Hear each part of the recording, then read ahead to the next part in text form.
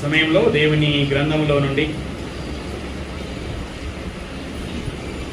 అపోస్తలుడైన పౌలు కొలస్సీయులకు రాసిన పత్రిక 1వ అధ్యాయం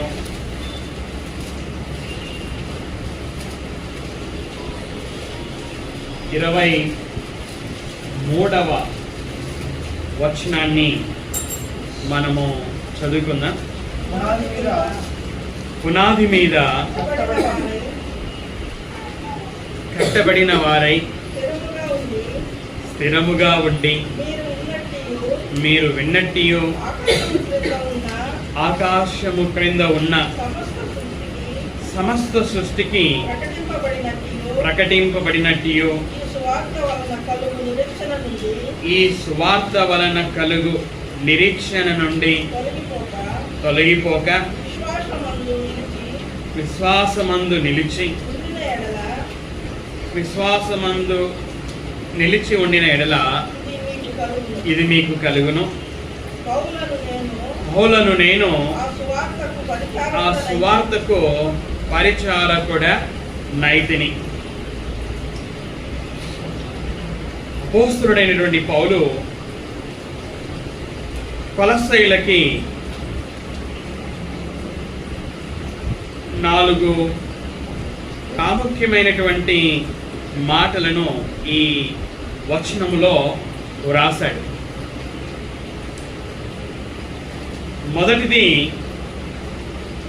విశ్వాసమందు నిలిచి ఉండిన ఎడల, రెండవది పునాది మీద కట్టబడిన వారై, మూడవది స్థిరముగా ఉండి, నాలుగవది ఈ సువార్త వలన కలుగు నిరీక్షణ నుండి తొలగిపోక. కొలస్సీయులో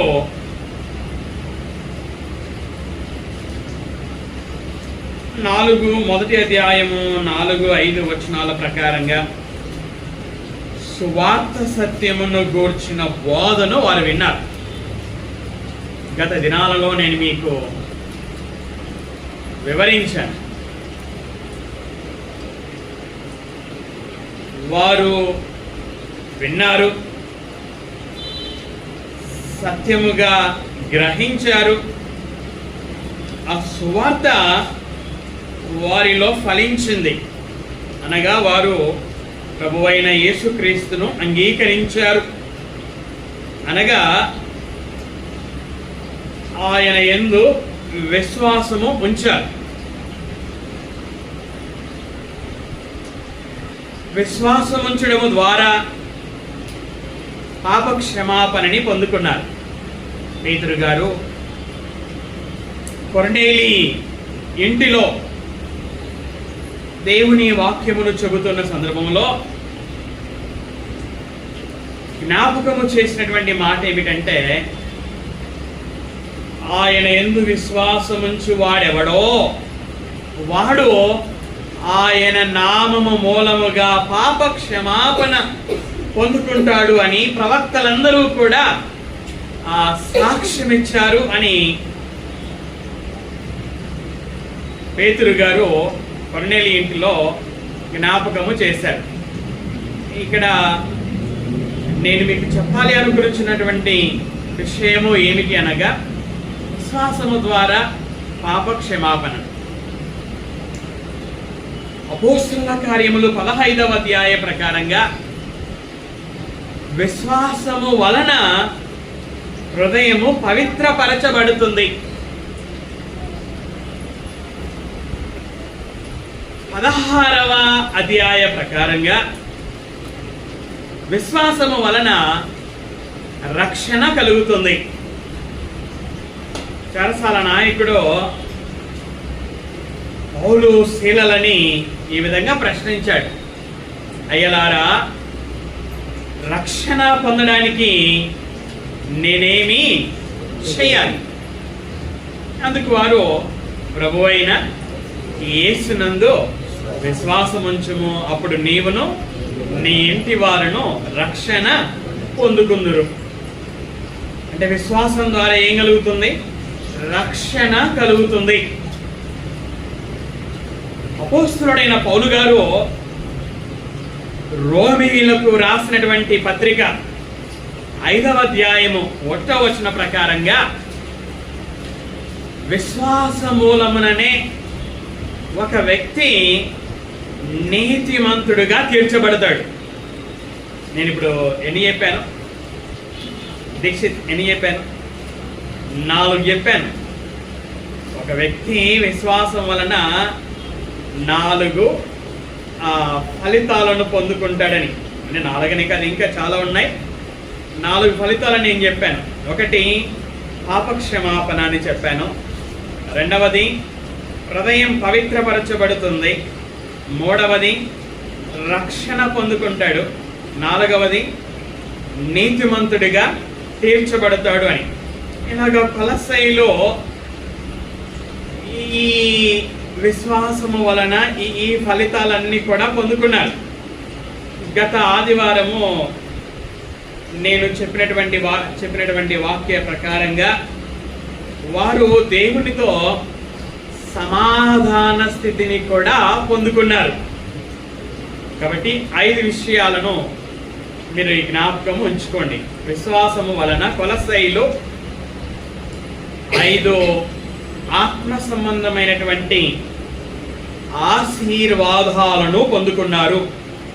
1 పాపక్షమాపణ, 2వది హృదయం పవిత్రపరచబడడం, 3వది ఆత్మరక్షణ పొందడము, 4వది నీతిమంతులుగా తీర్చబడము, 5వది సమాధాన స్థితిని దేవునితో కలిగి ఉండడం.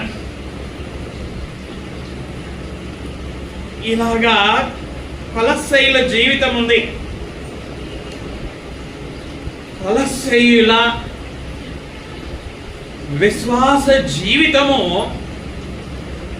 సువార్త వినుట వలన ప్రారంభమైంది.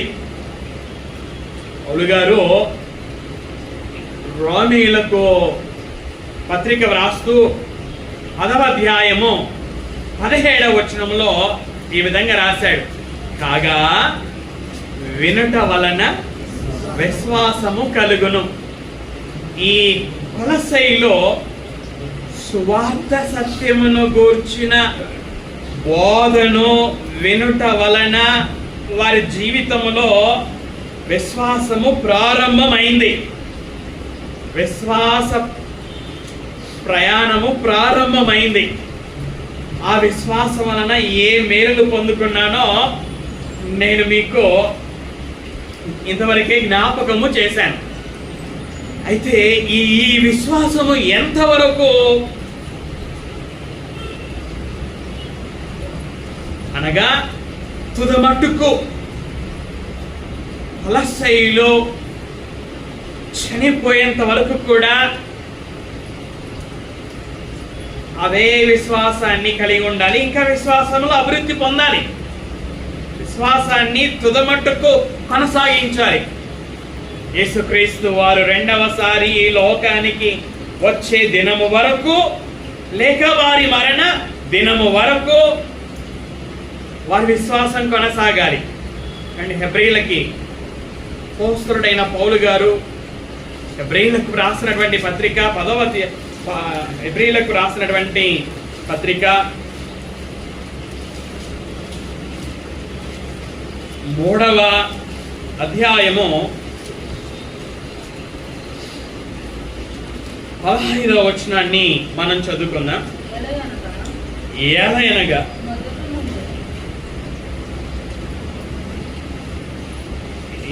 ఏ వచనం చదువుతున్నారక? హెబ్రీలకు రాసినటువంటి పత్రిక 3వ అధ్యాయము 15వ వచనం.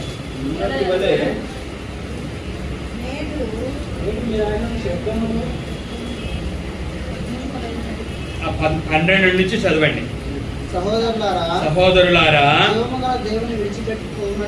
జీవము గల దేవుని విడిచిపోవునట్టి విశ్వాసము లేని దుష్ట హృదయము మీలో ఎవని ఎందైనను ఒకవేళ ఉండునేమో అని జాగ్రత్తగా చూచుకొనుడి.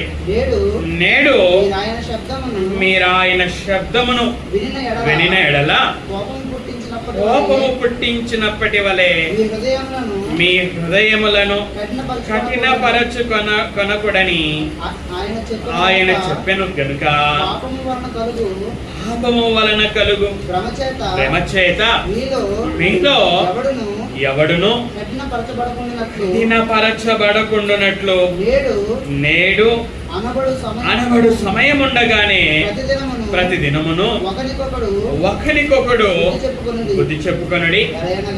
ఏలయనగా ఇక్కడ వినండి, ఏలయనగా మొదట నుండి మనకున్న దృఢ విశ్వాసము అంతము మట్టుకు గట్టిగా చేపట్టిన ఎడలనే క్రీస్తులో పాలివారమై ఉందుమో.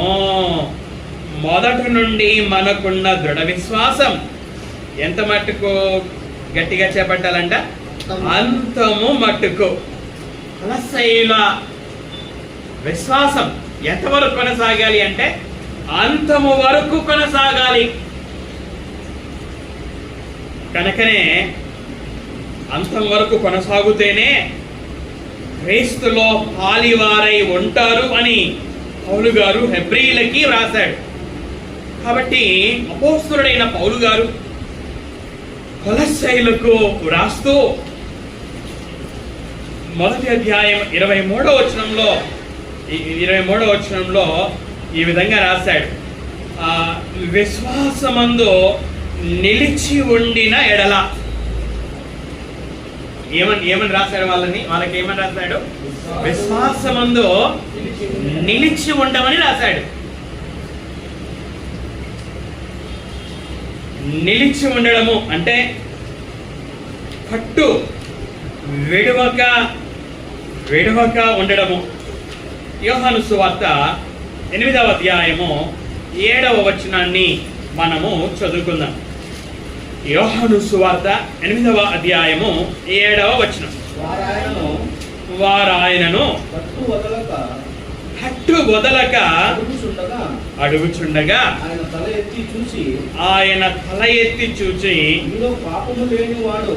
మీలో పాపము లేనివాడు మొట్టమొదట ఆమె మీద రాయి వేయవచ్చునని వారితో చెప్పి. ఇక్కడ హట్టు వదలక అనే మాటను మనం చూస్తున్నాం.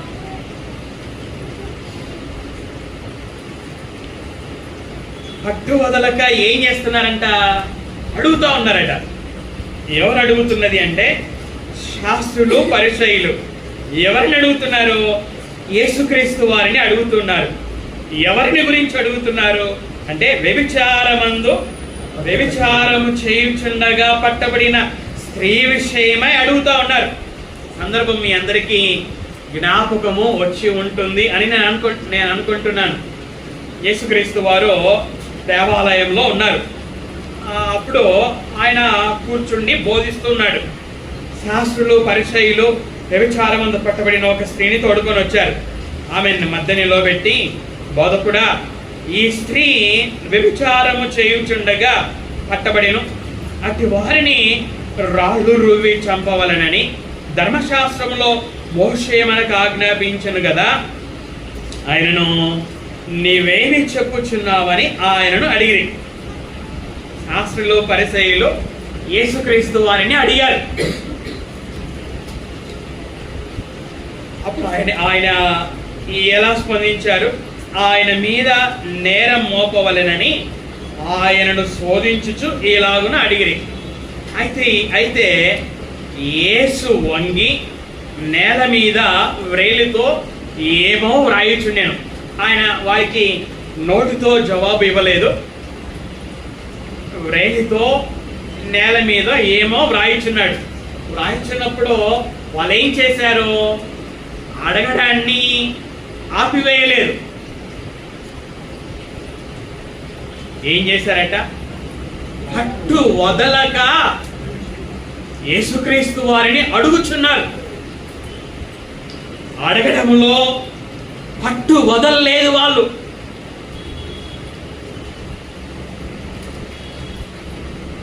పట్టు వదలక అడుగుచున్నారు. ఇక్కడ పౌలు గారు కొలస్సీలో ఉన్నటువంటి విశ్వాసులకి రాసినటువంటి మాట ఏంటంటే, విశ్వాసులారా, మీరు విశ్వాసమందు నిలిచి ఉండాలి, పట్టు వదలకుండా ఉండాలి అని వ్రాయడాన్ని మనం చూస్తున్నాం. ఇంకా మనకి చక్కని అవగాహన రావడం కోసం అపోస్తలుల కార్యములో 12వ అధ్యాయము 16వ వచనాన్ని మనము చదువుకుందాం. అపోస్తలుల కార్యములు 12వ అధ్యాయము 16వ వచనం. పేతురు ఇంకను తట్టుచున్నందున వారు తలుపు తీసి అతనిని చూచి విభ్రాంతి నొందిరి. ఇక్కడ సందర్భాన్ని నేను మీకు జ్ఞాపకము చేస్తాను. రాజైన హేరోదు గారు యెరూషలేము సంఘ సభ్యులలో కొందరిని బాధ పెట్టడానికి బలాత్కారంగా పట్టుకున్నాడు. యాకోబుని ఖడ్గముతో చంపించి వేశాడు. పేతురును కూడా పట్టుకొని చెరసాలలో వేశాడు. అయితే దేవుడు దూతను పంపించాడు. ఆ దూత పేతురుని చెరసాలలో నుండి బయటికి తీసుకొని వచ్చాడు.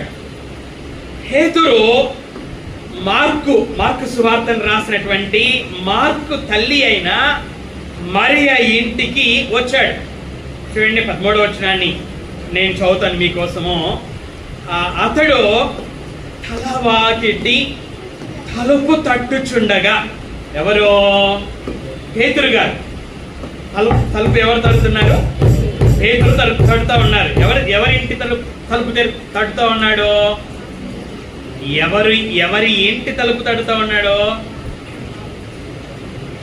మరియా, మార్కు తల్లి అయినటువంటి మరియా ఇంటి తలుపు తడుతూ ఉన్నాడు పేతురు గారు.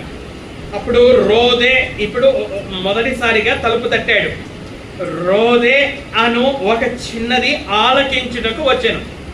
ఆమె పేతురు స్వరం గుర్తుపట్టి సంతోషము చేత తలుపు తీయక లోపలికి పరిగెత్తుకొని పోయి పేతురు తలుపు దగ్గర నిలుచున్నాడని తెలిపాను.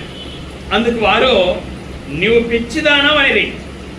అయితే తాను చెప్పినదే నిజమని ఆమె దృఢముగా చెప్పినప్పుడు వారు అతని దూత అనిరి. ఇప్పుడు 16వ వచనంలో 13వ వచనంలో తలుపు తట్టాడు. ఒకసారి తట్టాడు. తర్వాత వారు తలుపు తీయలేదని తట్టడము నిలిపివేయలేదు. తట్టడములో పేతురు గారు నిలిచే ఉన్నాడు. తలుపు తట్టడములో పేతురు గారు పట్టు వదలకుండానే ఉన్నాడు. 16వ వచన ప్రకారంగా పేతురు ఇంకను తట్టుచున్నందున కదా, తట్టడములో నిలిపివేయకుండా తట్టడములోనే నిలిచి ఉన్నాడు. ఇంకను తట్టుచున్నాడు. కొలస్సీలో ఉన్నటువంటి విశ్వాసులారా, సువార్త సత్యమును గూర్చిన బోధ వినటం వలన విశ్వాస ప్రయాణం ప్రారంభమైంది. ఆ విశ్వాస ప్రయాణం ప్రారంభమైంది. అయితే ఈ విశ్వాసం ఎంత మట్టుకు కొనసాగాలి? అంతము మట్టుకు కొనసాగాలి. కాబట్టి మీరు ఎక్కడ నిలిచి ఉండాలి? విశ్వాసమందు నిలిచి ఉండాలి. విశ్వాసములో పట్టు వదలకుండా ఉండాలి. చూడండి, పౌలు గారు తిమోతికి రాస్తూ ఏమని రాశాడో మరొక మాట చదువుకుందాం. పౌలు గారు తిమోతికి రాసినటువంటి మొదటి పత్రిక 4వ అధ్యాయము 16వ వచనాన్ని మనము చదువుకుందాం. నిన్ను గూర్చియు నీ బోధను గూర్చి నీ బోధను గూర్చి జాగ్రత్త కలిగి ఉండము. జాగ్రత్త కలిగి ఉండము. వీటిలో నిలుకడగా ఉండము. నిలుకడగా ఉండము.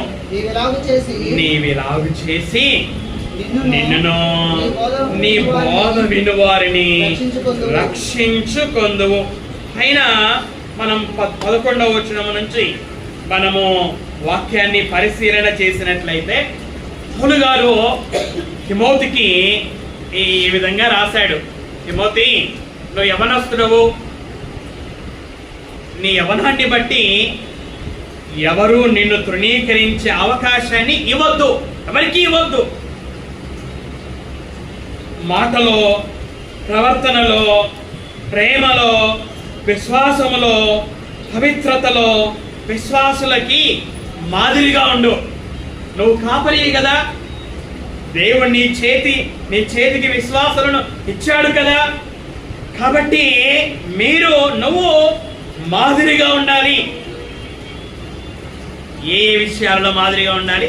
ఇంతసేపు నేను చదివిన విషయాలలో మాదిరిగా ఉండాలి అని చెబుతూ, తిమోతి, నేను వచ్చే వరకు చదువుట ఎందునో, హెచ్చరించుట ఎందునో, బోధించుట ఎందునో జాగ్రత్తగా ఉండు. తిమోతి, పెద్దలు హస్త నిక్షేపణము చేయగా వారి చేతులు నీ మీద ఉంచినప్పుడు ప్రవచన మూలముగా నీకు అనుగ్రహింపబడి నీలో ఉన్న వరమును అలక్ష్యము చేయకము. చూడండి, ఇక్కడ ప్రాముఖ్యమైన మాటలు నేను మరలా మీకు జ్ఞాపకం చేస్తాను.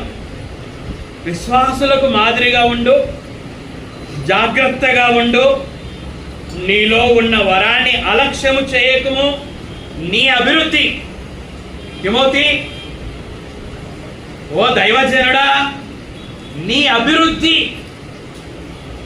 అందరికీ తేటగా కనబడు నిమిత్తము వీటిని మనస్కరించుము, వీటి అందే సాధకము చేసుకొనుము. నిన్ను గూర్చియో నీ బోధన గూర్చియో జాగ్రత్త కలిగి ఉండము. వీటిలో అంటే వీటిలో ఇంతసేపు నేను చెప్పాను కదా, వరాన్ని అలక్ష్యం చేయకుండా వరాన్ని ప్రజ్వలింప చేయడములో, చదువుటలో, హెచ్చరించుటలో, బోధించుటలో జాగ్రత్త కలిగి ఉండడంలో, విశ్వాసులకు మాదిరిగా ఉండడములో, ఇలాగా తనను గూర్చి తన బోధను గూర్చి జాగ్రత్త కలిగి ఉండడంలో, ఇలాగ వీటన్నిటిలో కూడా ఎలా ఉండమంటున్నాడు పౌలు గారి తిమోతిని? నిలుకడగా ఉండమంటున్నాడా? నిలుకడ లేకుండా ఉండమంటున్నాడా? నిలుకడగా ఉండమంటున్నాడు. నిలుకడ. నేను 3 సందర్భాలు మీకు జ్ఞాపకం చేశాను. విశ్వాసమందు నిలిచి ఉండిన ఎడల అని పౌలు గారు కొలస్సీయులకు రాశాడు. ఇది మీకు అర్థం కావడానికి 3 సందర్భాలను మీకు జ్ఞాపకం చేశాను. కొలస్సీయులు విశ్వాసమందు అంత మట్టుకు నిలిచి ఉండాలి, పట్టు వదలక ఉండాలి, వారు నిలుకడగా ఉండాలి. చూడండి, పౌలు గారు కొలస్సీయులకు రాస్తూ ఇంకా ఏ పదాలు రాశాడు? నేను మొదట 4 పదాలని చెప్పాను కదా. మొదటి పదాన్ని మనం చూసాము. రెండవ పదాన్ని మనం చూసినట్లయితే కొలస్సీయులకు రాసినటువంటి పత్రిక 1వ అధ్యాయము 23వ వచనంలో, పునాది మీద కట్టబడిన వారై జయపన్న ఇల్లు కడతాడు. ఇల్లు కట్టేటప్పుడు మొదట మనం ఏం చేస్తాం? మూలరాయితో పునాదిని వేస్తాం కదా. పునాది వేసి పునాది మీద మనము కట్టుతాం. అలాగే ఇక్కడ పౌలు గారు కొలస్సీయులకి రాసినటువంటి మాటలు ఏంటంటే, విశ్వాసులారా, మీరు పునాది మీద కట్టబడిన వారుగా ఉండాలి. పునాది మీద ఇంటి వలె కట్టబడుతూనే ఉండాలి. చూడండి, పౌలు గారు ఎఫెసీయులకు రాసినటువంటి పత్రిక 2వ అధ్యాయము 20వ వచనాన్ని మనం చదువుకుందాం. 20వ వచనం. క్రీస్తు యేసే క్రీస్తు యేసే ముఖ్యమైన మూల రాయి అయి ఉండగా అపోస్తలులను ప్రవక్తలను వేసిన పునాది మీద మీరు కట్టబడి ఉన్నారు. ఇక్కడ ఎఫెసీయులు ఆ పునాది మీద కట్టబడడం గురించి పౌలు గారు రాశారు. అలాగే కొలస్సీయులు కూడా సువార్త వినుట వలన వారు ఆత్మ సంబంధమైన పునాది మీద కట్టబడ్డారు. వారు అయితే కట్టబడినటువంటి వారికి వ్రాస్తూ ఇంకా ఏమని రాస్తాడు చూడండి. 2వ అధ్యాయము 6 మరియు 7 వచనాలను మనం చదువుకుందాం. 2వ అధ్యాయము 6 మరియు 7 వచనాలు. కొలస్సీయులకు రాసిన పత్రిక 2వ అధ్యాయము 6 మరియు 7 వచనాలు. కావున మీరు ప్రభువైన క్రీస్తు యేసును అంగీకరించిన విధముగా ఆయన యందు వేరుపారిన వారై ఇంటి వలె కట్టబడుచు మీరు నేర్చుకొనిన ప్రకారముగా విశ్వాసమందు స్థిరపరచబడుచు కృతజ్ఞతాస్తుతులు చెల్లించుట యందు విస్తరించుచు ఆయన యందుండి నడుచుకొనుడి. ఇక్కడ ఇంటి వలె కట్టబడుచు. కొలస్సీయులో ఎలా కట్టబడాలంట? ఇంటి వలె కట్టబడాలి అట. వారి విశ్వాస ప్రయాణములో ఆ శ్రమలు ఎదురవుతాయి. శ్రమలు ఎదురైనా కూడా ఆ శ్రమలలో కూడా విశ్వాసమందే నిలిచి ఉండాలి. ఆ శ్రమలలో కూడా కట్టబడుతూనే ఉండాలి. పేతురు గారు వ్రాసినటువంటి మొదటి పత్రిక 5వ అధ్యాయము 10వ వచనాన్ని 9 మరియు 10 వచనాలను మనం చదువుకుందాం. లోకమందున్న మీ సహోదరుల యందు ఈ విధమైన శ్రమలే నెరవేరుచున్నవని ఎరిగి విశ్వాసమందు స్థిరులై వానిని ఎదిరించుడి. తన నిత్య మహిమకు క్రీస్తునందు మిమ్మును పిలిచిన సర్వకృపానిధియగు దేవుడు కొంచెము కాలము మీరు శ్రమ పడిన పిమ్మట తానే మిమ్మును పూర్ణులనుగా చేసి స్థిరపరిచి బలపరచును. ఇక్కడ పేతురు గారు ఈ విశ్వాసులకి వ్రాస్తూ మీకు విరోధి ఉన్నాడో ఆ విరోధి శత్రువు, ఈ శత్రువు అయినటువంటి అపవాది విశ్వాసులలో ఏ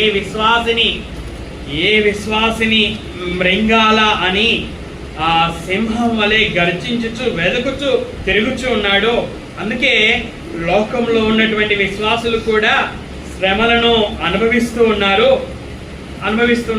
మీరు కొంతకాలము శ్రమను అనుభవిస్తే దేవుడే మిమ్మల్ని పూర్ణులుగా చేస్తాడో, స్థిరపరుస్తాడో, బలపరుస్తాడో, కట్టుతాడు మీ జీవితాలను అని దేవుడు పేతురు గారి ద్వారా వ్రాయించాడు.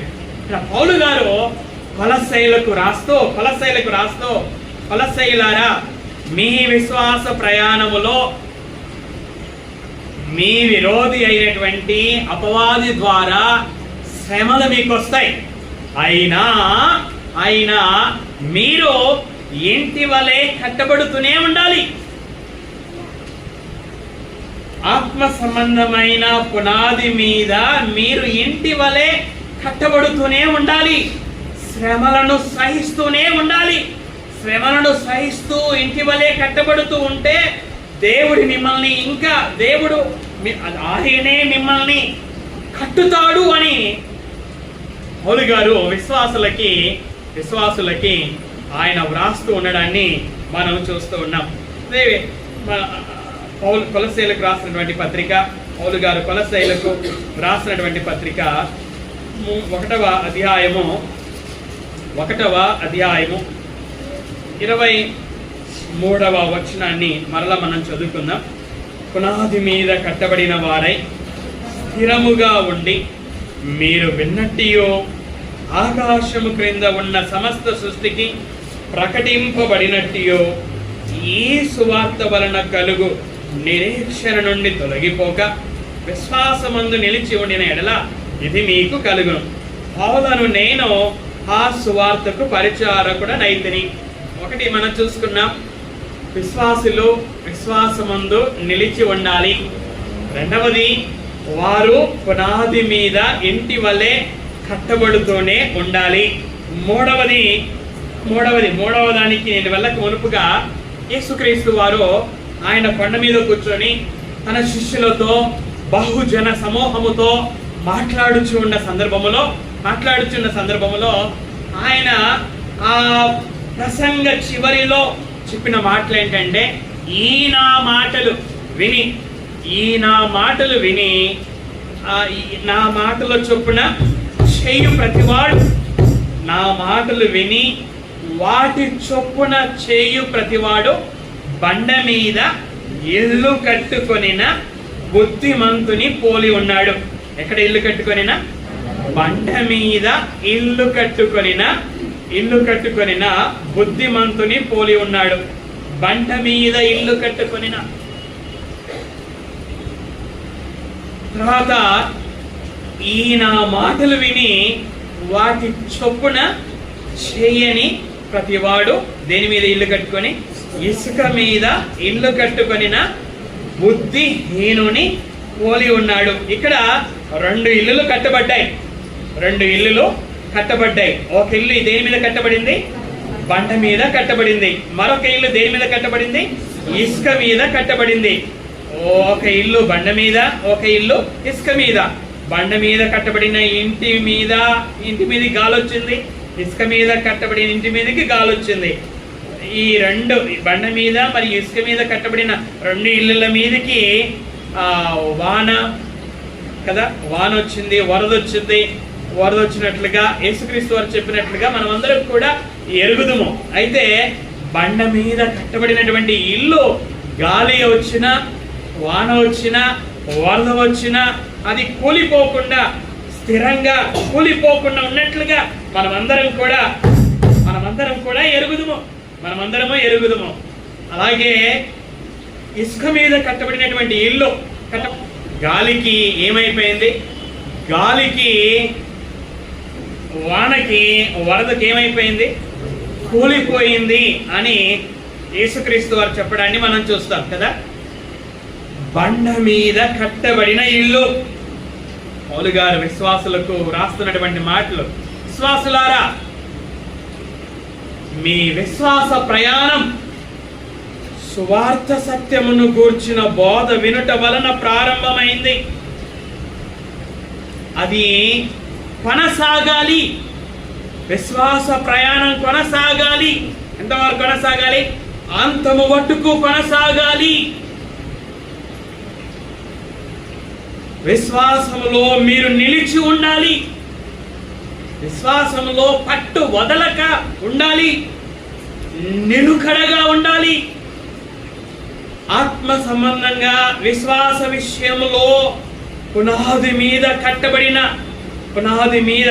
అనగా బండ మీద కట్టబడిన ఇంటి వలె మీ విశ్వాస ప్రయాణము కొనసాగాలి అని పౌలు గారు వ్రాస్తా ఉన్నారు.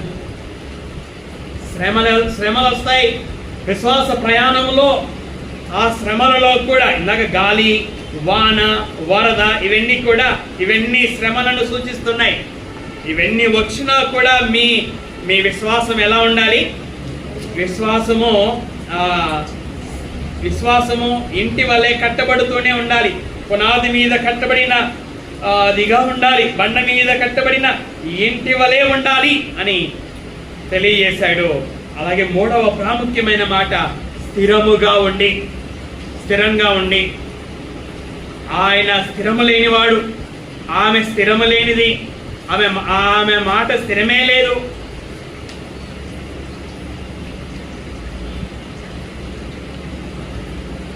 ఇలాగ మనం వింటూ ఉంటాం. పౌలు గారు కొలస్సీయులకు ఏమని రాస్తున్నాడు? స్థిరంగా ఉండండి.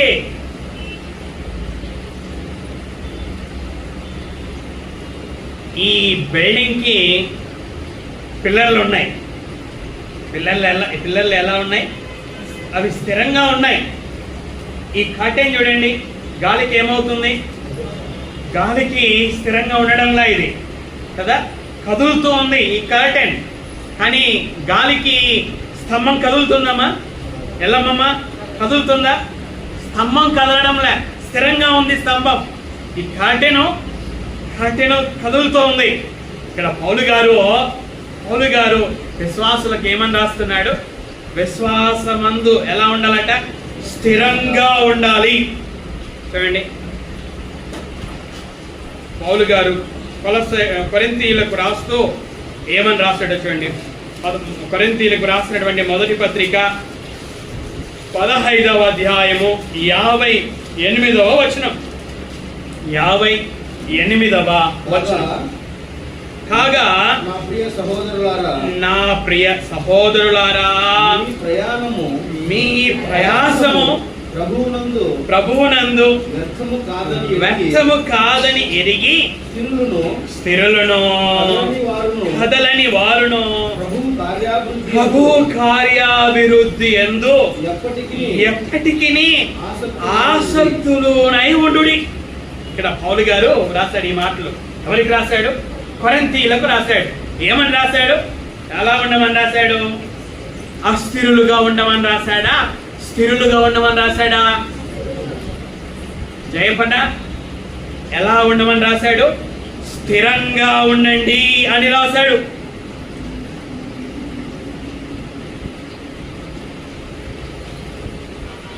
ఎందులో స్థిరంగా ఉండాలి? విశ్వాసములో స్థిరులుగా ఉండాలి.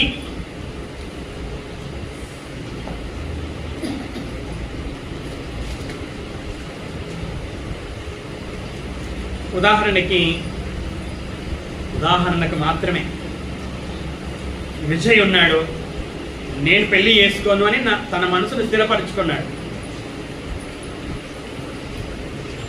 కుమార్ ఉన్నాడు, నేను పెళ్లి చేసుకుంటాను అని తన మనసును స్థిరపరచుకున్నాడు. పెళ్లి చేసుకుంటాను, చేసుకోను, చేసుకుంటాను, చేసుకోను, చేసుకుంటాను, చేసుకోను అంటే ఏమంటారు? స్థిరము లేని మనస్సు.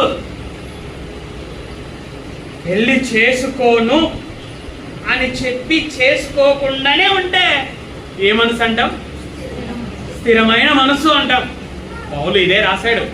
కొరింథీయులకు రాసినటువంటి పత్రిక 7వ అధ్యాయంలో ఇదే విషయాన్ని 7వ అధ్యాయం 37వ వచనంలో ఈ వివాహానికి సంబంధించిన మనస్సును గురించి, స్థిర మనస్సును గురించి వ్రాసాడు. ఎవడైనను తన కుమార్తెకి పెళ్లి చేయ అవసరం లేక ఉండి అతడు స్థిర చిత్తుడును తన ఇష్ట ప్రకారము జరుప శక్తి గలవాడునై ఆమెను వివాహము లేకుండా ఉంచవలెనని తన మనసులో నిశ్చయించుకొనిన ఎడల బాగుగా ప్రవర్తించుచున్నాడు. స్థిరత్వము గురించి ఇక్కడ వ్రాయబడి ఉంది. ఏదేమైనా అపోస్తలుడైన పౌలు గారు కొలస్సీయులకు రాస్తున్నటువంటి మాటలు ఏమిటంటే ప్రాముఖ్యంగా 4 మాటలని రాశాడు. మొదటి మాట ఏంటి? విశ్వాసమందు నిలిచి ఉండిన ఎడల. రెండవ మాట ఏంటి? పునాది మీద కట్టబడిన వారై. మూడవ మాట ఏంటి? స్థిరులను. నాలుగవది కొలస్సీయులకు రాసినటువంటి పత్రిక 1వ అధ్యాయము 23వ వచనంలో ఈ సువార్త వలన మీరు విన్నట్టియో ఆకాశము క్రింద ఉన్న సమస్త సృష్టికి ప్రకటింపబడినట్టియో ఈ సువార్త వలన కలుగు నిరీక్షణ నుండి తొలగిపోక నాలుగో మాట ఏంటి? తొలగిపోక. విశ్వాసులను ఏమంటున్నాడు? తొలగిపోమని చెప్తున్నాడా? తొలగిపోవద్దు అని చెప్తున్నాడా? తొలగిపోవద్దు అని చెప్తున్నాడు. దేని నుండి తొలగిపోవద్దు అంటున్నాడు? నిరీక్షణ నుండి తొలగిపోవద్దు అంటున్నాడు. ఆ నిరీక్షణ దేని వలన కలిగిందంట? సువార్త వలన కలిగింది.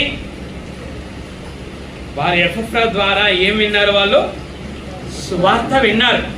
ఆ సువార్త వినటం వలన వాళ్ళకి ఏం కలిగింది? విశ్వాసం కలిగింది. విశ్వాసం మాత్రమే కాదు, వాళ్ళకి ఏం కలిగిందంటే నిరీక్షణ కలిగింది. ఏం నిరీక్షణ?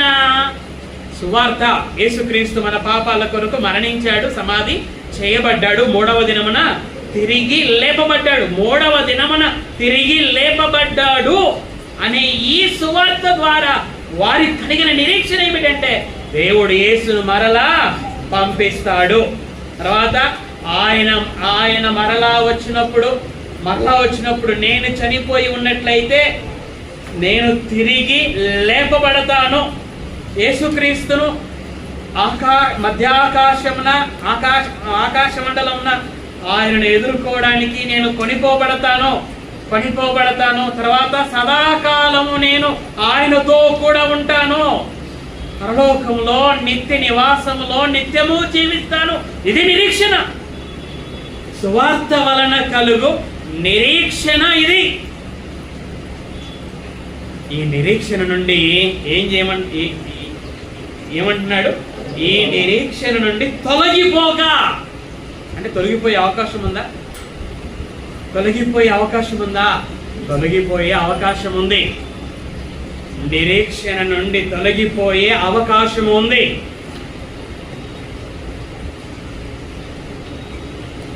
రెండవ అధ్యాయము 8వ వచనం చూడండి. 2వ అధ్యాయం 8వ వచనంలో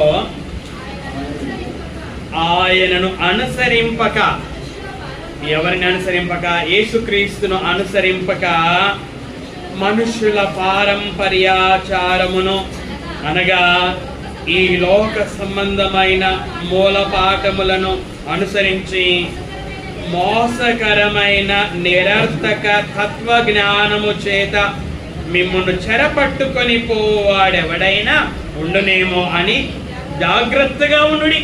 తత్వజ్ఞానం, ఫిలాసఫీ. ఈ తత్వజ్ఞానం ఏం చేస్తుందంటే యేసుక్రీస్తును అనుసరింపకుండా చేస్తుంది. సువార్త వలన కలుగు నిరీక్షణ నుండి తొలగిపోయేటట్లుగా చేస్తుంది. అందుకే పౌలు ఏమంటున్నాడు తెలుసా? ఈ సువార్త వలన కలుగు నిరీక్షణ నుండి మీరు తొలగిపోవద్దండి అని వారికి వ్రాసాడు. చూడండి, పౌలు గారు తిమోతికి వ్రాస్తూ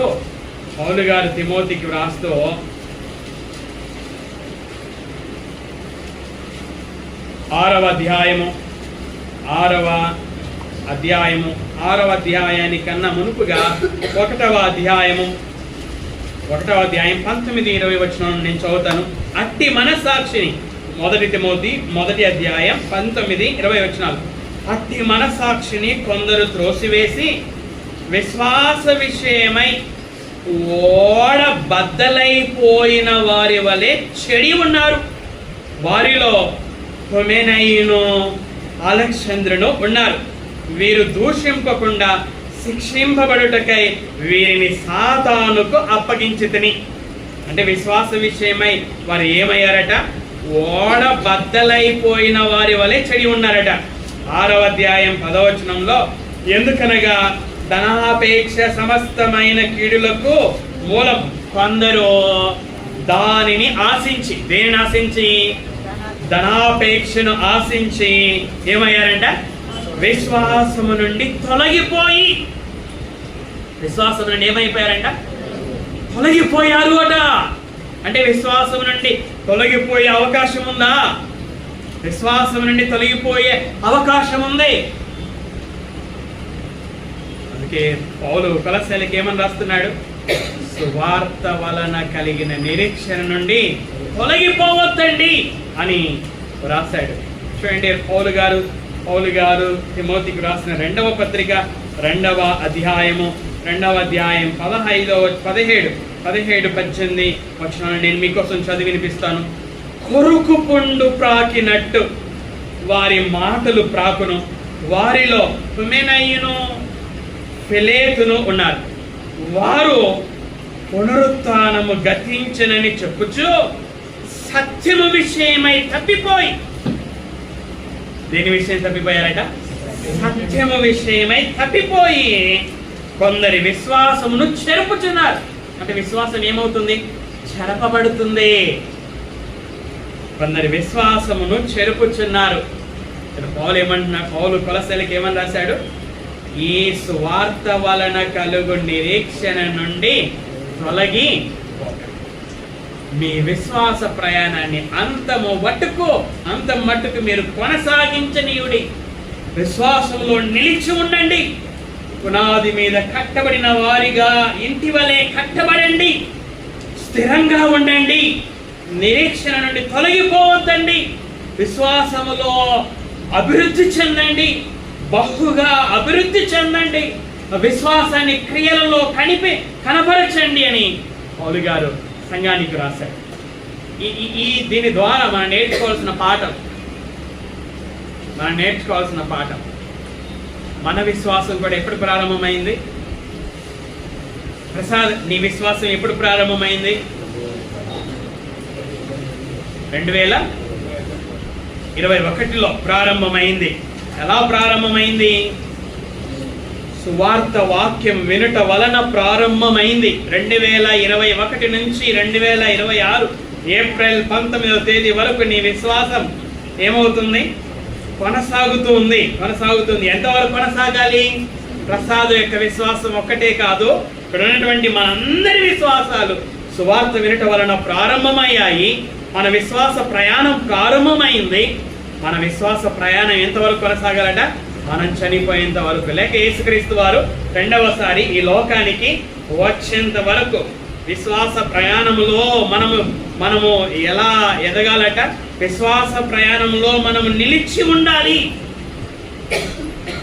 రెండవది, పునాది మీద కట్టబడిన వారి వలె, అంటే ఇంటి వలె మనం కట్టబడుతూనే ఉండాలి. స్థిరంగా ఉండాలి. మనకు కలిగిన నిరీక్షణ నుండి మనం తొలగిపోకూడదు. మరి ఇలా ఉండాలంటే మనం ఏం చేయాలి? విశ్వాసముందు నిలిచి ఉండాలి. పునాది మీద కట్టబడిన వారుగా ఉండాలి. స్థిరముగా ఉండాలి. నిరీక్షణ నుండి తొలగిపోకుండా ఉండాలంటే ఏం చేయాలి? దుష్టుల ఆలోచన చొప్పున నడవక, పాపుల మార్గమున నిలవక, అపహాసకులు కూర్చుండక యెహోవా ధర్మశాస్త్రం నందు అప్పుడప్పుడు ధ్యానించుడే, దివారాత్రము ధ్యానించుడే. అది ఊరికే మన నోట్లో చెప్తున్నాం అంతే, మన కంఠస్థం అంతే. ప్రాక్టికల్గా అది వాస్తవమా? ప్రాక్టికల్గా అది వాస్తవమా? వాస్తవమైతే దేవునికి స్తోత్రం.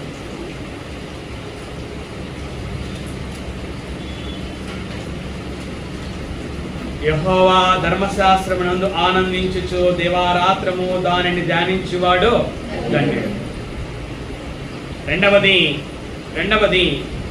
అపోస్తలుల బోధ ఎందును, సహవాసమందును, రొట్టె విరుచుట ఎందును, ప్రార్థన చేయుట ఎందును ఎలా ఉండాలి? ఎడతెగక ఉండాలి. సంఘ సహవాసం విశ్వాసంలో నిలిచి ఉండాలంటే పునాది మీద కట్టబడిన వారంగా కట్టబడుతూ ఉండాలి అంటే, స్థిరంగా ఉండాలి అంటే, నిరీక్షణ నుండి తొలగిపోకుండా ఉండాలి అంటే సంఘ సహవాసం చాలా ప్రాముఖ్యం. సంఘ సహవాసం లేకుండా మనం ఇలా ఉండలేమో.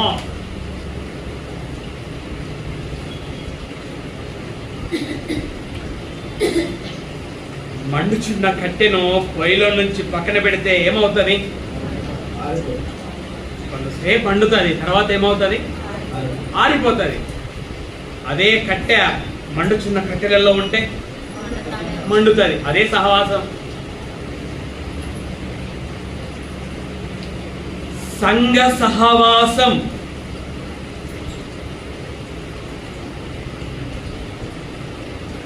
ఇంట్లో చచ్చిపోతే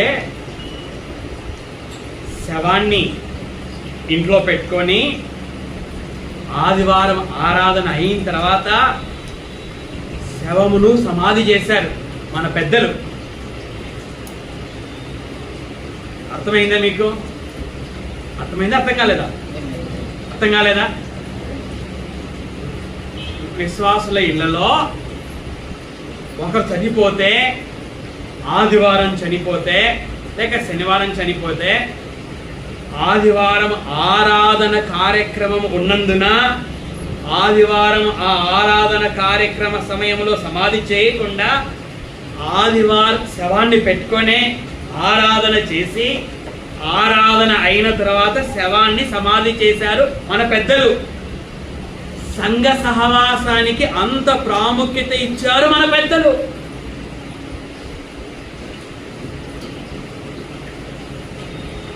ఈరోజు మనం ఎన్ని చెప్తామో కదా,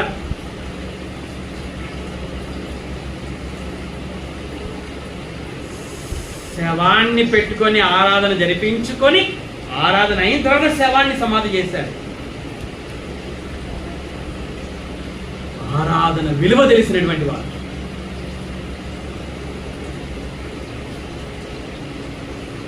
సంఘ సహవాసం. మూడవది దేవుని మాటలకు విధేయత చూపినట్లయితే మన విశ్వాసంలో నిలిచి ఉంటాం, పునాది మీద కట్టబడిన వారుగా ఉంటాం, స్థిరంగా ఉంటాం, నిరీక్షణ నుండి తొలగిపోం. కనుక మనం అందరం కూడా ఇలాగ జీవించాలి అని ప్రభువు పేరట మనవి చేస్తూ ఉంటున్నాను. ప్రార్థన చేస్తూ